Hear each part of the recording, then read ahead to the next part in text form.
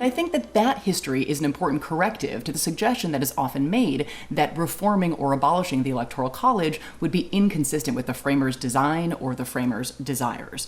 And as Jamelle also alluded to, on a number of occasions, this peculiar process set forth in the Constitution, this 11th hour compromise, has either failed to produce a result or has awarded the presidency to someone other than the person who amassed the most votes in the country.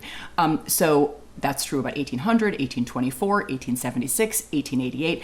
All are failures of different sorts, but let me fast forward a little bit to more recent examples with which people might be familiar, 2000 and 2016.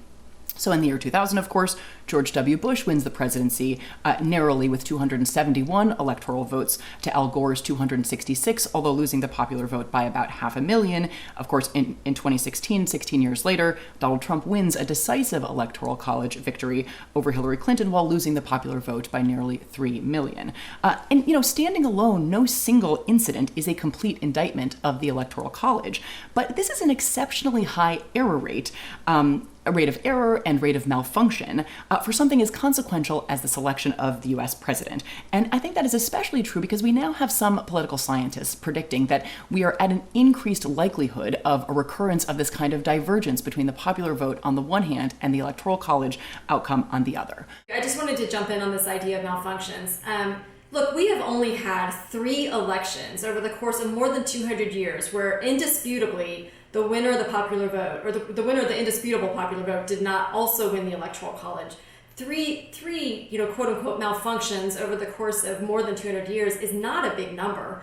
And really, if you look, how I see those elections is those were not problems, okay? They reflect a problem, as I mentioned earlier, that our parties are broken. Maybe they're not doing a good job at coalition building, and we need to come out of that.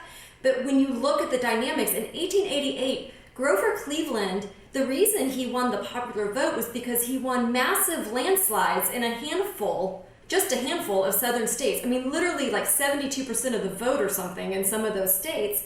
That would not have been a fair, just outcome if Grover Cleveland, the winner of the southern region, had been able to be president of the entire United States.